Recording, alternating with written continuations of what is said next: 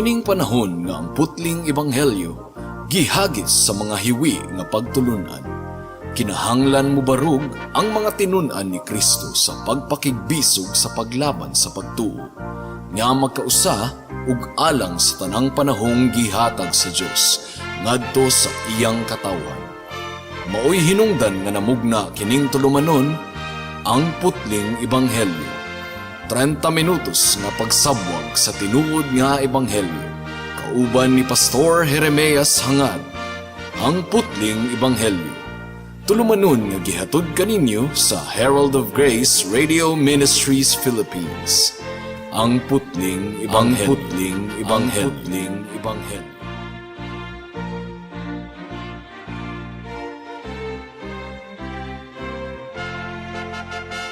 Alang sa pagpamalandong sa pulong sa Dios ning takna sa kahaponon, atong buksan ang atong Biblia sa Marcos kapitulo 5 bersikulo 1 hangtod sa 13. Ang giingon dire: nahiabot sila sa tabuk sa lanaw sa Galilea didto sa yuta sa Gerasa. Sa pagkawas ni Kristo sa sakayan, gisugat siya usa ka tawo nga gikan sa mga lubnganan. Kining tawhana giyawaan og nagpuyo sa mga lubnganan. Wala nay makagapos kaniya bisan pagkadinahan siya. Daghan ng higayon nga gigapos ang iyang tiil ug kamot apan iya lamang gipamugto ang mga kadena ug giguba ang mga pusas. Kusgan kaayo siya ug wala gayoy makapugong kaniya. Adlaw ug gabii magsuroy-suroy siya sa mga lubnganan ug kabungturan nga magsigig-singgit ug magsamad-samad sa iyang lawas pinaagi sa mga bato. Layo pa si Jesus sa dihang nakita siya sa tawo nga gisudlan og daotang espiritu. Midagan siya padulong kang Jesus ug miluhod sa iyang atubangan. Unya misinggit siya, "Jesus, anak sa labing halangdon nga Dios, unsa may labot mo kanako? Sa ngalan sa Dios naghangyo ako kanimo, ayaw intawon akog sakita." Nagsulti siya niini kay giingnan man siya ni Jesus. Espiritu nga dautan gula niining tawhana.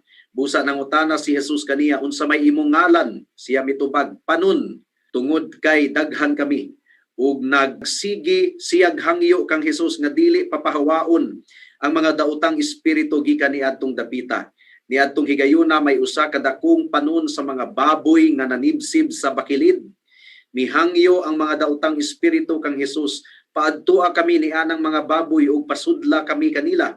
Ug iyang gitugutan sila, migula sa tawo ang mga daotang espiritu ug misulod sa mga baboy. Ug ang tibuok panon sa mga baboy nga mga 2,000 nanagan pagdulhog ug nangambak sa pangpangadto sa lanaw ug nangalumos. May the Lord bless the reading and meditation of His Word. Now, sama sa ubang mga sugilanon nga nahasulat ni Marcos, mga kaigsunan sa iyang libro, kini nga sugilanon usab nahasulat sa libro ni Matthew ug ni Lucas, particularly sa Matthew chapter 8 verse 28 to 32 ug Lucas kapitulo 8 bersikulo 26 hangtod sa 33. Si Jesus ug ang iyang mga disciples nakatabuk na sa lanaw, and it was referred to as the Gentile Decapolis. So, kadto nga lugar mga kaigsunan, impluwensyado kadto sa pagano nga kultura sa mga Griego. Ug alang sa perspektibo sa mga Hudiyo, mga kaigsunan, kadto nga lugar hugaw gayod, gumikan kay teritoryo kadto sa mga Hintil.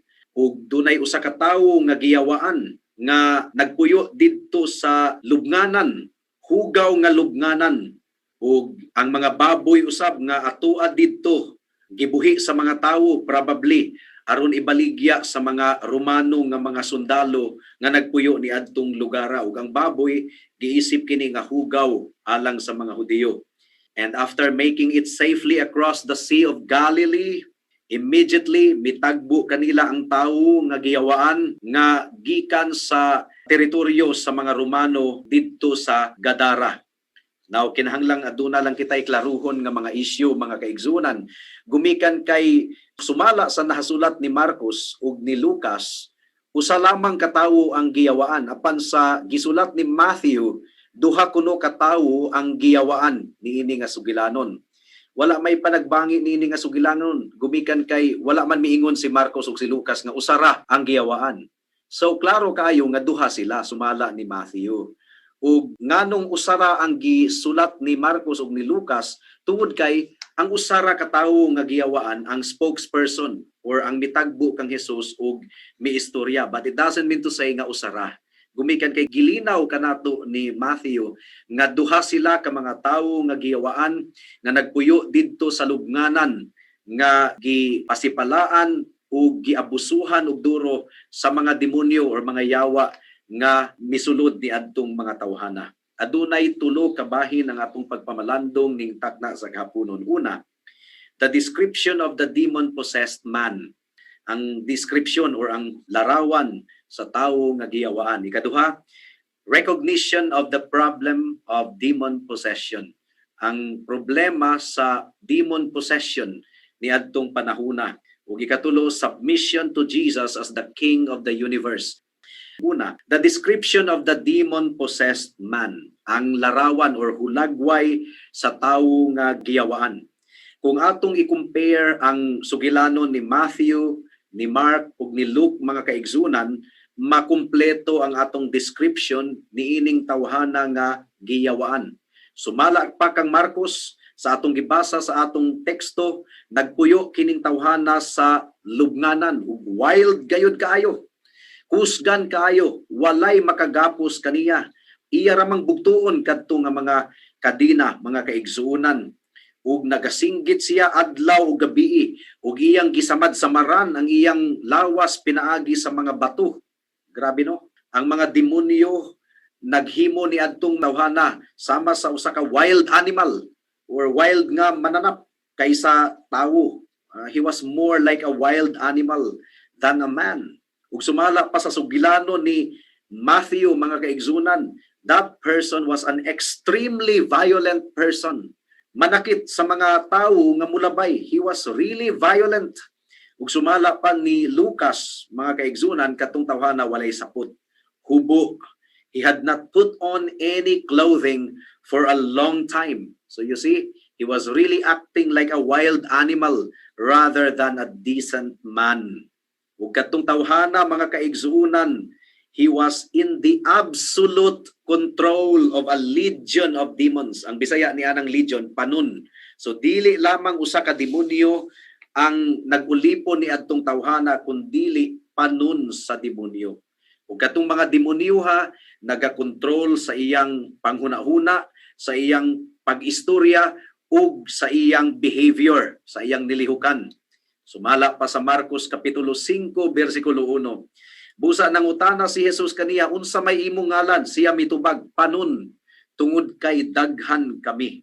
Kinahanglan makita nato kini mga kaigsuunan, ingon nga indikasyon nga kining tawhana giulipon sa daghan kaayong mga demonyo, daghan kaayong mga yawa. We shouldn't take it literally, pero sa Romano nga pinulungan, ang buot ipasabot sa legion or panon, it was composed of 5,600 soldiers. So basin og sobra sa 5,000 ka mga yawa ang gaulipon ni adtong mga tawhana. O kini nga military term mga kaigsuunan, naga-describe sa kaisog o gahom ni adto nga mga demonyo.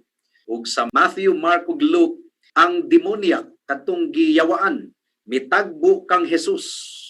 Doon na may mga kauban si Jesus ni adtong tungura, mga disipulo ni Jesus. Apan si Jesus ra gyud ang gitagbo ni adto nga giyawaan. He was the focus of the attention. Ang giingon sa bersikulo 6, layo pa si Jesus sa dihang nakita siya sa tawo nga gisudlag daotang espiritu. Midagan siya padulong kang Jesus ug miluhod sa iyang atubangan. So, kadtong mga yawaa, nakaila dayon sila kang Jesus. Nasayod sila kung kinsa si Jesus. Ang giingon sa bersikulo 7, unya misinggit siya, Jesus, anak sa labing gamhanang Dios or labing halangdon nga Dios. Unsa may labot mo kanako? Sa ngalan sa Dios naghangyo ako kanimo, ayaw in taon akog sakita. Now adunay duha ka posibilidad sa statement ni adtong demonyoha. Unsa may labot mo kanako? Posibleng ang meaning ni adto, what do we have in common with you? Or ikaduha nga meaning, nganong imo man kong gisamok? Why do you bother me? Well, kadtong nga construction of sentence, Sama kadto sa construction sa pinulungan nga gigamit ni Jesus sa iyang inahan nga si Maria, niadtong nagpahibalo si Maria kang Jesus nga wala nay bino didto sa kasal sa Cana. Ang giingon ni Jesus kang Mary, "Woman, what does that have to do with us? My hour has not yet come." Wala pa moabot ang akong takna. Well, in both cases, nagahisgot kini og takna alang sa mga demonyo nga nagulipon ni atong tawhana, wala pa moabot ang takna nga itambog sila sa impyerno. Ug alang kang Jesus sa iyang pagsulti kang Maria, wala pa moabot ang takna nga iyang ipadayag ang iyang gahom sa mga katawhan. Ug mo kini gilinaw kanato ni Matthew, sumala sa Matthew chapter 8 verse 9. Ang giingon diri, ug misinggit sila anak sa Dios, unsa may imong tuyo kanamo, mianhi ka ba aron pagsakit kanamo bisag dili pa panahon? So nagreklamo katong mga demonyoha nganong sakiton sila sa wala pa ang panahon. Ug sumala pa sa giingon sa Ginoo kang Maria, ang hangyo or pagpahibalo ni Maria wala pa sa panahon. Jesus Christ was the one who controlled his time. And although the time for Jesus to perform miracle was 8:30, for example, kung si Maria nagpahibalo kaniya 8:28, wala pagihapon to sa panahon. But pasabot, mubuhat si Kristo sa iyang gustong pagabuhaton, sumala sa iyang nakaschedule nga panahon, ug dili sumala sa hangyo or diktar or sugo ni Maria. The demons recognized Jesus, nga si Jesus takos nga pagasimbahon. Matod pa sa bersikulo 6, layo pa si Jesus sa dihang nakita siya sa tawo nga gisudlan og daotang espiritu, midagan siya padulong kang Jesus ug miluhod sa iyang atubangan. So you see, ang mga demonyo nakaila gayud nga si Kristo takos nga pagaludhan ug takos nga pagasimbahon. Nasayod sila kung kinsa si Jesus. He was the Son of the Most High God, according to their statement in verse 7. Ug nakita sa mga demonyo ang ilang kaugalingon nga kinundinar, hinukman, ilalom sa paghukom sa atong Ginoong Hesukristo. Mao nga mihangyo sila kang Kristo nga dili sila pasakitan. Giingon nila kang Jesus, "Gihangyo ko kanimo, Ginoo, nga dili mo kami pasakitan, ayaw kami sakita. I implore you by God, do not torment me." Pero nasayod usab katong mga demonyo nga dili pa ang panahon nga hukman sila sa Dios. Tungod kay ang ilang paghukom or ang paghukom ni Jesus alang kanila gireserba sa adlaw sa paghukom sa umaabot. Sumala sa nahasulat sa Jude chapter 1 verse 6. Ang giingon diri, hinumdumi usab nga ang Sodoma ug ang Gomora ug ang kasikbit nga kalungsuran nga nagpatuyang sa pagkamahilawason ug sa kangilaran, gisilutan sa kalayo nga walay pagkapalong silbing pasidaan alang sa tanan. Alang sa mga demonyo nga gireserve, alang sa judgment day ug alang sa tanang mga rebelde nga mga katawhan nga wala misurrender sa Ginoo sa atong kapanahunan karon. Ug gisugo sila ni Jesus nga mugawas ni adtong tawhana ug naghangyo sila kang Jesus nga pasudlon sila sa mga baboy. Ug misugot ang atong Ginoong Hesukristo ug mao katoy hinungdan nga ang mga baboy na himong wild ug miambak sa lanaw or sa katubigan ug sila nangalumos. Ug mao kato ang atong unang punto, mao katong description sa tawo nga giyawaan. Ikaduhang punto, the recognition of the problem of demon possession. Unsa man kining demon possession mga kaigsuonan? Unsa ba gyud kini katinuod? Well, ang demon possession or pag-ulipon sa mga yawa mga kaigsuonan, tinuod kini nga problema niadtong wala pamianhi si Kristo dinhi sa kalibutan. Nakasulat kini sa kasaysayan sa kalibutan sa ancient Greek civilizations nga uso niadtong tungura ang mga tawo nga giyawaan ug daghang mga exorcists kining ilang trabaho maghingilin og mga yawa nga nakig-alkontra sa mga demons.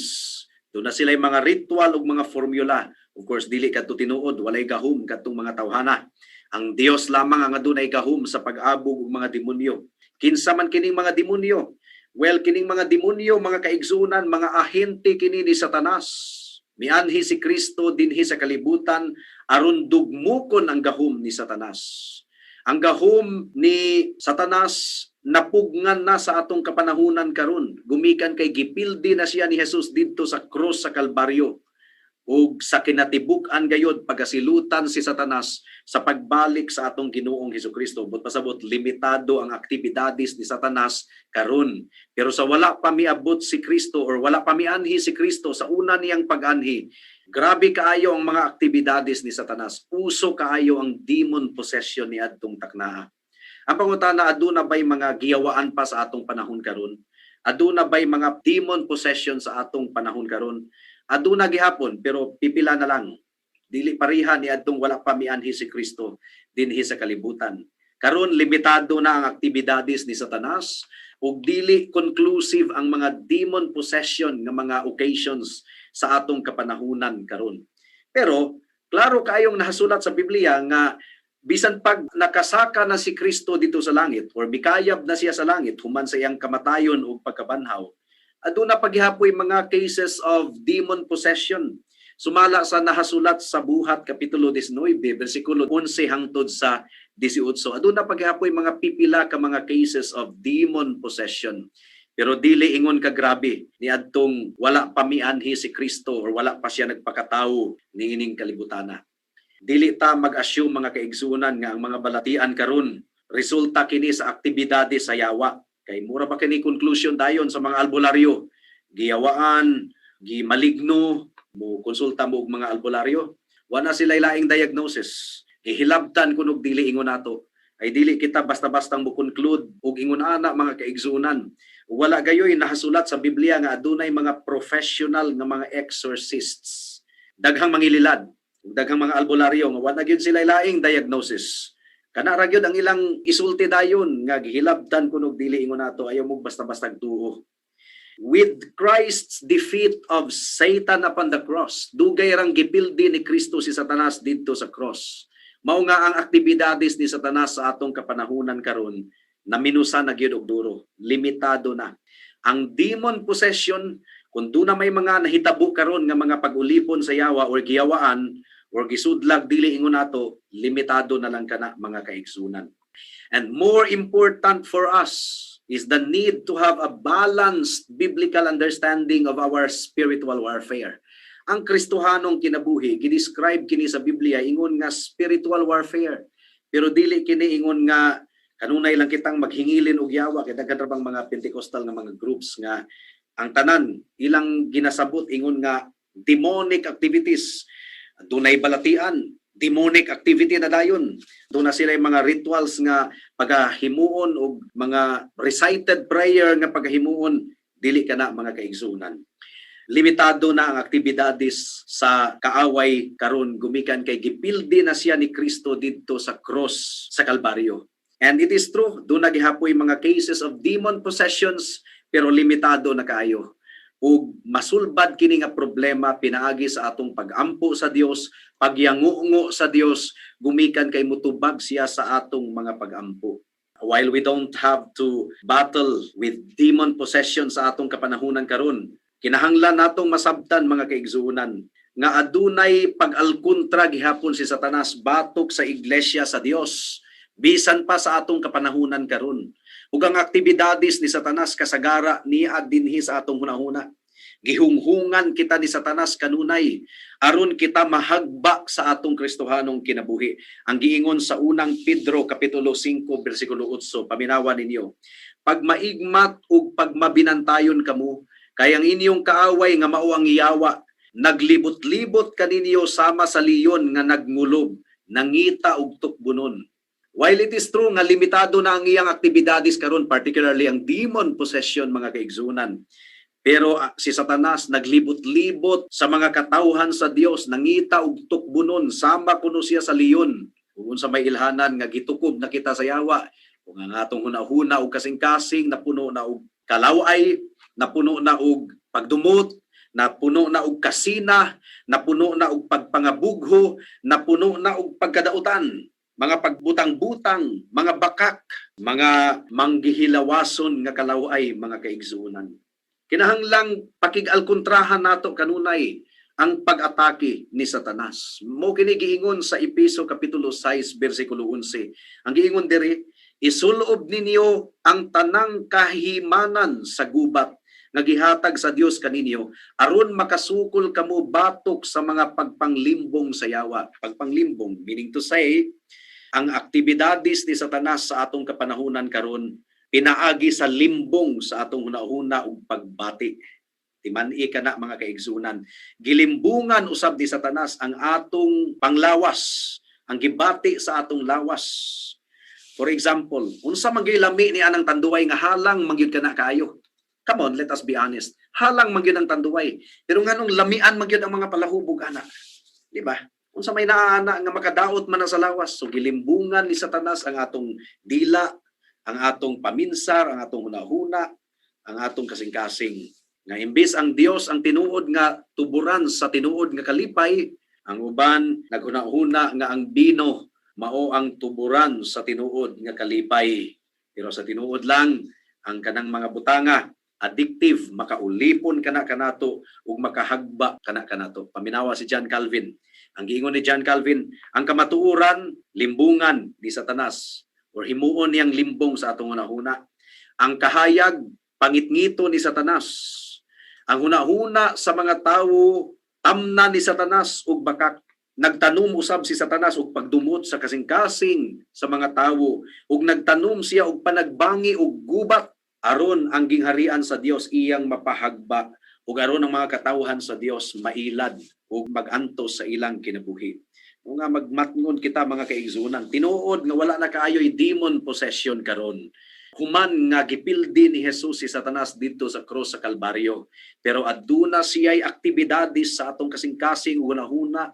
Siya ang hinungdan nganong nabungkag ang mga panimalay. Siya ang hinungdan nganong daghan kayong mikuyanap nga mga kadautan.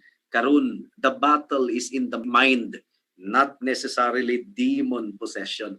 Dunay talagsa ng mga demon possessions. Pero ang majority sa mga aktibidades ni Satanas karon naa sa atong kasing-kasing uhuna-huna, naa sa mga relationships. Timan-i kana mga kaigsunan. Ikatulong punto sa atong pagpamalandong ning takna sa kahaponon, submission to Jesus Christ as the King of the universe. Kinahanglang makita nato si Kristo ingon nga hari sa tibuok universo. Ang mga demonyo nga ilang giulipon katong tawhana sulod sa taas nga higayon karon miluhod sila kang Kristo. Adunay mas gamhanan nga ana sa ilang atubangan. We must not be distracted by the demons of Christ's exorcism ug atong mamiss ang tinuod nga leksyon nga gitudlo niini nga passage. Gipildi ni Jesus si Satanas. Gipildi ni Jesus ang daghan kaayong mga demonyo. Gumikan kay bisan pag i-combine ang gahom ni Satanas ug sa iyang mga demonyo, wala gihapon kana kakumingking sa gahom sa atong Ginoong Hesukristo. Busa mga kaigsuunan or mga kahigalaan, naulipon ka ba kang Satanas? Naulipon ka ba sa sala, sa pulong, sa hunahuna ug sa buhat? Ang sala mo'y nakapahimulag kanimo gikan sa Dios, dangob kang Kristo. Hinulsuli ang imong sala ug ang dugo ni Kristo maong magatabon sa tanan nimong mga sala past, present and future. Pasayloon ka sa Ginoo, luwason ka sa Ginoo ug pagasuluban kaniya sa iyang pagkamatarong. Mao kana ang maayong balita higala. Now, although ang mga demonyo nagtintal kang Jesus throughout his ministry, mao kanay giingon sa book of Hebrews, wala gayon mapildi si Jesus, wala siya mahulog sa pagpakasala. Ug ang mga demonyo, ilalom sila sa pagbulutan ni Kristo. Mao nga mihangyo sila ni Kristo. Mao nga miluhod sila kang Kristo niining teksto nga atong gibasa. Satan has fallen from his place of power. Sa wala pa mianhi si Kristo sa kalibutan, si Satanas ang haring gangis. Pero karon, kung sa may giingon ni Jesus sa Lucas Kapitulo 10, versikulo 17 hangtod sa 18. Ang giingon dere, unya mibalik ang 72 nga malipayon kaayo og miingon, Ginoo, bisan ang mga yawa mipatuo kanamo sa among paghingilin kanila pinaagi sa imong ngalan. Si Jesus bitubag kanila, nakita ko si Satanas nga nahulog ingon nga kilat gikan sa langit. Pildido na si Satanas. Limitado na ang iyang aktibidades karon. The battle is primarily in the mind, Mao nga magmatngon gihapon kita kay daghang mga iglesia nga nabungkag gumikan sa pagpanglihok ni Satanas. Adunay mga kasina, adunay mga panagbingkil-bingkil, magbantay kita mga kaigsuonan. Now, sa wala pa mi abot si Hesukristo, ang nasod sa Israel giilad sa yawa ug sa pagpanghingilin ni Jesus sa mga yawa sa iyang ministeryo, iyang gipakita nga aduna siya'y gahom labaw sa tanan. Luke chapter 11 verse 21 hangtod sa 22 ang giingon diri. Kung ang usa ka tawo nga kusgan og sangkap sa tanang hinagiban, magbantay sa iyang balay, dili gayud kay hilabtan ang iyang mga butang. Apan kung may mas kusgan pa nga musulong ug mubuntog sa maong tawo, ang labing kusgan muilog sa tanang hinagiban nga gisaligan ni adtong tawhana ug bahin-bahinon sa mas kusgan nga tinulis. Adunay mas kusgan nga mianhi si Kristo. Gipildi niya si Satanas nga kusgan usab, pero wala ra ko kumingking ang iyang kusog sa gahom sa atong Ginoong Hesukristo. So ang atong teksto ning takda sa kahaponon nagapadayag sa gahom ug awtoridad sa atong Ginoong Hesukristo. Ang tawo nga giyawaan nanginahanglan og tabang gayod, daghang mi attempt ug tabang kaniya. Gigapos siya pero gipamugto ra ni adtong tawhana ang mga kadena. Si Kristo lamang ang nakapahiling kawas ni adtong tawhana. Walay makapugong ni adtong tawhana, pero napugnga ni Kristo ug gilimpyuhan ni Kristo kadtong tawhana. Gisugo ni Kristo ang legion of demons or panon sa mga yawa nga gamhanan usab, gikontrolar nila ang kinabuhi ni adtong tawhana sulod sa dugayng higayon. Apan karon they were completely under the authority of Jesus Christ. Kinahanglan pang muhangyo katong mga yawa nga pasudlon sila ni Kristo sa baboy. Ngano ka nga ang baboy man ang ilang gihangyo nga mosulod sila, no? Perhaps gakinahanglan sila og mga animate object or buhi nga mga butang nga ilang kasudlan. Gumikan kay nahadlok silang itambog dito sa impyerno, or perhaps gumikan sa ilang kinaiyahan nga gusto lang gyud nilang mo destroy or mo pasakit og mga butang og mga tawo, or perhaps kung dili man niya pasakitan katong duha nga giyawaan, gahuna-huna siguro sila nga ang baboy ang ilang pasakitan, ug kun ang mga baboy mga matay, siguro gahuna-huna sila nga dumtan si Kristo sa mga tawo nga tag-iya ni adtong mga babuya. Well, gitugutan sila ni Kristo nga musulod sa mga baboy. O sama sa gitugutan sa Dios ang yawa sa pagpasakit kang hub, mitugot usab ang Ginoo nga mosulod ang mga yawa ni adtong mga babuya. Ang pasabot niini, ang tanang mga butang bisan pa si Satanas ilalom sa pagmando sa atong Ginoong Hesukristo. Ultimately, Jesus expelled the demons solely on the power of His word. Pulong lang ni Kristo ang iyang gigamit. Miingon siya, pahawa, gula ni ining tawhana. And the demons obeyed. You see the authority of the Lord Jesus Christ. Now, basig dunay pipila kaninyo nga mangutana. Grabe po, gihilabtan sa Ginoo. Ang Ginoo pa mo'y gipasanginlan. Gitugot sa Ginoo nga ang mga baboy, mga matay, wala ba'y pakabana si Kristo sa panginabuhi ni adtong mga tawhana? Kinsa ka ba? Higala nga mubutang-butang sa Ginoo. Matod pa sa Biblia ang paghukom sa Ginoo insakto. So mas concerned pa hinuon ka sa baboy kaysa sa tawo nga giyawaan nga karon gipahiling kawas na sa Ginoo, gihimo nang gawas nun ug limpyo na, nasulbad na ang problema. Ayaw paghunahuna sa mga baboy, ang baboy pwede ra nang ilisdan. Ug nasayod ang Ginoo sa kasing-kasing sa mga tawo. Doon na may baboy or wala, kung ang tao dili gayud mutuo sa Ginoo, dili gayud mutuo sa Ginoo. Kadaghang mga dato nga dato kayo sa ngatanan. Kana untay hinungdan nga mupasalamat sila sa Ginoo, muila sila sa Ginoo, pero ang ilang kinabuhi walay Dios. Busa dili ta mahimong attach sa mga kabdangan ining kalibutana. Kinahanglan nga muila kita nga si Kristo mao ang Dios ug hari, ang tanan niyang paghukom insakto ug wala kitay katungod nga bu-question kaniya mga kaigsunan. Budangat na kita sa mga aplikasyon. Higala, kung ikaw wala pa kang Kristo, walay naa sa tunga-tunga. Kung wala ka pa sa Ginoo, kung dili ka magtotoo ni Kristo, actually you are with Satan fighting against God. Sigurado gayud nga mapildi ikaw ug mapukan ikaw kauban ni Satanas. Well, surrender na sa atong Ginoo ning takna sa kahaponon, higala. Balhin sa gingharian sa atong Ginoong Hesukristo. Hinulsuli ang imong sala, talikdi ang imong sala ug saligi lamang si Kristo. Ingon nga Dios nga mas gamhanan pa ni Satanas. Kaya sa Ginoo nga himuon kang gawas nun gikan sa pagkaulipon sa sala. Pag hinulsol sa imong sala, ug tuo ug salig lamang kang Kristo, ingon nga imong Dios ug manluluwas. Kung imo ka nang buhaton, ang tanan nimong mga sala papason sa Ginoo, tabunan pinaagi sa iyang hamili nga dugo, ug ikaw iyang pagasuluban sa iyang pagkamatarong. Mo kini ang maayong balita, higsuon ug higala. Ang tanang mudangup kang Kristo, dili gayud niya balibaran. Nabuhata kini karon kay basin og unyang taod-taod ulahin ang tanan. Amen. Alang sa dugang nga mga pangutana, mahimong mo text kang Pastor Jeremias hangad sa 0935 744 3030.